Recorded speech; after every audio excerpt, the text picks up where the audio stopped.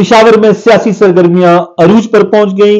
अली अमीन गंडापुर की तरफ से अरकान असेंबली के लिए इशाया आम तरीन फैसले कर लिए गए। और इसी तरह नाज़रीन, लाहौर समेत पंजाब में TLP तहरीक लब्बैक पाकिस्तान के खिलाफ ग्रैंड ऑपरेशन, बड़ा ऑपरेशन, सैकड़ों कारकुन गिरफ्तार, दर्जनों के जख्मी होने की इतलात। नाज़रीन, आज के वीलाग में हम इन दोनों इश्यूज पर बात करेंगे।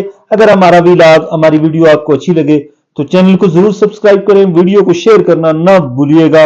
नाज़रीन, खैबर पख्तूनख्वा के वज़ीर आला अली अमीन गंडापुर के इस्तीफे के बाद, गो के ये इस्तीफा अभी तक जो है वो बाज़ाब्ता तौर पर गवर्नर, उसके जो करीबी हल्के हैं, वो करीबी जराए हैं, वो यही कहते हैं कि ये इस्तीफा अभी तक गवर्नर को इरसाल नहीं किया गया। सिर्फ सोशल मीडिया की हद तक ये इस्तीफा जो है वो लोगों के सामने आ रहा है, सरकारी सतह पर इस्तीफा नहीं दिया गया।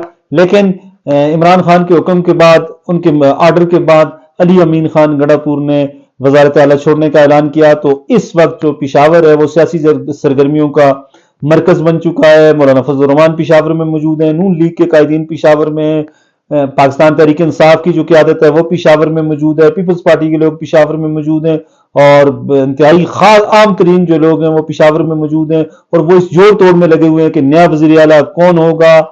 इमरान खान ने जिस बंदे को नामजद किया सुहेल अफरीदी को, क्या वो वज़ीर आला होगा या अपोजिशन कोई सरप्राइज देगी। इस पे बहुत से तजिया नगार जो हैं वो नजर रखे हुए, और बहुत से लोग कहते हैं कि शायद कोई सरप्राइज भी आ जाए, क्योंकि senate election commission of Pakistan की तरफ से ये कहा गया है सुप्रीम कोर्ट ऑफ पाकिस्तान के फैसले के बाद कि सुन्नी इत्तेहाद काउंसिल और पाकिस्तान तहरीक इंसाफ के कोई अरकान जो हैं वो नहीं है, बल्कि ये सारे लोग जो हैं वो आज़ाद हैं। फिर आज़ाद लोगों पर वो डिफेक्टिव क्लास लागू नहीं होगी, और इस तरह आर्स ट्रेडिंग के भी खतरात हैं। बहरहाल इस हवाले से आम तरीन डेवलपमेंट ये है कि जिस वक्त हम आपसे ये गुफ्तगू कर रहे हैं, रात को 9 बजे के करीब पिशावर में वज़ीर आला अली अमीन खान गंडापुर ने तमाम खैबर पख्तूनख्वा असेंबली के जितने भी PTI के लोग, सुन्नी इत्तेहाद काउंसिल के लोग हैं, उनके एजाज में, मेम्बरान असेंबली के एजाज में एक इशाया दिया है। और उस इशाये में अली अमीन खान गंडापुर के साथ साथ नामजद वज़ीर आला जो हैं सुहेल अफरीदी वो भी मौजूद हैं, PTI की दीगर क़यादत भी मौजूद है। और अली अमीन खान गंडापुर यही कहते नजर आते हैं कि वो भरपूर तरीके से सपोर्ट करेंगे सुहेल अफरीदी की, कदम कदम पे उनकी रहनुमाई करेंगे, अगर उनको जरूरत हुई तो वो सब कुछ जो है वो अपना निशावर करेंगे। लेकिन वाकफान हाल यही कहते हैं कि शायद ये बातें दिल से नहीं की जा रही, ऊपर से की जा रही हैं। अगर किसी बंदे से इख्तिदार छीना जा रहा हो, वजारत आला उससे ली जा रही हो, तो फिर वो बंदा इतने खुशी खुशी ये फैसले तस्लीम नहीं करता। ना हम जमहूरी तौर पर इतने मजबूत हैं, ना हम जमहूरी तौर पर इतने महज़ब हैं कि हम अपने कायदीन के फैसले इतने खुले दिल से कबूल करें। बहरहाल ये तो आने वाला वक्त ही बताएगा कि इस फैसले के असरात क्या होते हैं। लेकिन एक बात तय है कि अगर सुहेल अफरीदी वज़ीर आला बन जाते हैं तो फिर स्टैब्लिशमेंट और PTI की शायद एक नई जो है वो टस्सल, लड़ाई या जंग जो है आप कह सकते हैं कि वो शुरू हो सकती है। क्योंकि असेंबली में जिस तरह की तकरीरें और अडयाला जेल के बाहर जिस तरह की तकरीरें सुहेल अफरीदी ने की हैं, उन तकरीरों के बाद बड़ा मुश्किल होगा इस्टेब्लिशमेंट के लिए कि वो सुहेल अफरीदी को कबूल कर ले, उनको जो है वो चलने दे। बहरहाल ये तो चीज़ें आने वाले दिनों में क्लियर होंगी, आने वाले वक्त में बहुत सी चीज़ों का पता लग जाएगा। लेकिन अपोजिशन इस कोशिश में है कि वो अपना उम्मीदवार ले आए। पाकिस्तान JUI फेम फजल रहमान ग्रुप के जो जिम्मेदारान हैं वो यही कहते हैं कि हम पहले कोशिश कर रहे हैं कि हमारे नंबर्स पूरे हो जाएं। अगर नंबर पूरे हो गए तो फिर हम अपने लिए वज़ारत आला के लिए अपने उम्मीदवार का ऐलान करेंगे। ये ख़ास बात आज सेनेटर कामरान मुर्तज़ा जो मौलाना फजल रहमान के इंतहाई करीबी और मोतमिद साथी हैं, उन्होंने कहा है कि जब तक नंबर्स पूरे नहीं होंगे हम अपने वज़ीर आला के उम्मीदवार का ऐलान नहीं करेंगे। ये बात तय है कि मौलाना फजल रहमान साहब ने अगर इस सारी सूरत हाल में हिस्सा लिया या अपना हिस्सा डाला तो फिर PTI के लिए नया वज़ीर आला मुंतखब कराना काफ़ी मुश्किल हो सकता है। इस वक्त 53 या 55 लोग जो हैं वो अपोजिशन के हैं और 90 के करीब लोग जो हैं वो पाकिस्तान तहरीक इंसाफ के हैं। 144 के ऐवान में 73 लोगों की, 145 के ऐवान में 73 लोगों की, 143, 44 या 45 इतने लोग हैं, इनमें से 73 लोगों की ज़रूरत है वज़ीर आला मुंतखब कराने के लिए, और अपोजिशन को सिर्फ 18 मेंबर चाहिए کہ وہ ووٹ دیں اور ان کا بندہ وزیر اعلیٰ منتخب ہو جائے، اور اپوزیشن کا یہ دعویٰ ہے کہ 35 کے قریب لوگ جو ہیں وہ ان کے ساتھ ہیں، 35 لوگ ان کو ووٹ دے سکتے ہیں۔ اگر ایسا ہوتا ہے تو یہ بڑا سرپرائز ہوگا، اور اتنا بڑا سرپرائز ہوگا کہ یہ سرپرائز عمران خان کے لیے بھی ہوگا، تحریک انصاف کے لیے بھی ہوگا، اور بھی بہت سے جو لوگ ہیں جو خیبر پختونخوا میں پی ٹی آئی کی حکومت کو برقرار رکھنا چاہتے ہیں ان کے لیے یہ بڑا سرپرائز ہوگا۔ بہرحال آنے والے وقت یہ چیزیں طے کرے گا کہ کون وزیر اعلیٰ بنے گا۔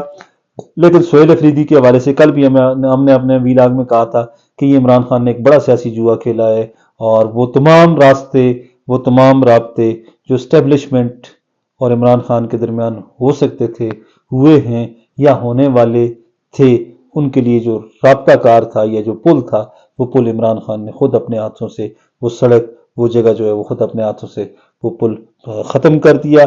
اب آنے والے دن اس بات کا فیصلہ کریں گے کہ پی ٹی آئی کی کیا پالیسی ہوگی، کیا وہ اسی پالیسی کے تحت، مزاحمتی پالیسی کے تحت آگے جائیں گے۔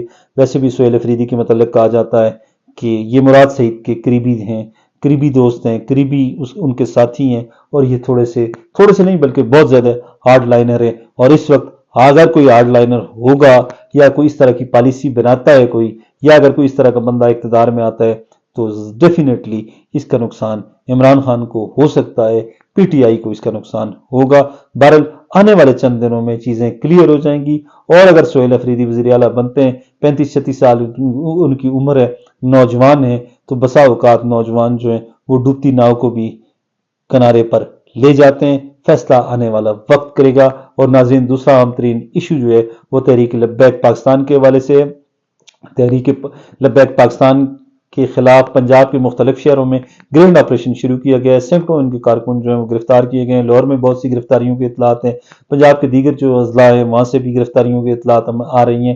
راولپنڈی، اسلام آباد میں بہت سے لوگ جمع ہیں، احتجاج کیا جا رہا ہے۔ لاہور کے حالات جو ہیں وہ بھی کشیدہ ہیں، وہاں پر بھی ٹینس سچویشن ہے، اور اسی طرح دیگر جو پنجاب کے شہر ہیں وہاں پر بھی احتجاج کے لیے ٹی ایل پی کے کارکن جمع ہو رہے ہیں۔ ہم حکومت سے یہی کہیں گے کہ احتجاج کرنا ہر شہری کا، ہر سیاسی جماعت کا، ہر مذہبی جماعت کا بنیادی آئینی حق ہے، لیکن اس طرح کے احتجاج پر اگر آپ تشدد کرتے ہیں تو اس سے مسائل مزید بڑھتے ہیں۔ تشدد مسائل کا حل نہیں ہے، فورس یا طاقت مسائل کا حل نہیں ہے۔ معاہدوں کے ذریعے، ڈائیلاگ کے ذریعے، مذاکرات کے ذریعے یہ معاملات حل کیے جائیں۔ اگر ایسا نہیں ہوگا تو اس وقت ملک کسی بھی طرح کے احتجاج کا، کسی بھی طرح کے مظاہروں کا متحمل نہیں ہو سکتا۔ سوشل میڈیا کی اس دور میں یہ چیزیں پاکستان کے لیے نقصان دہ ثابت ہو سکتی ہیں۔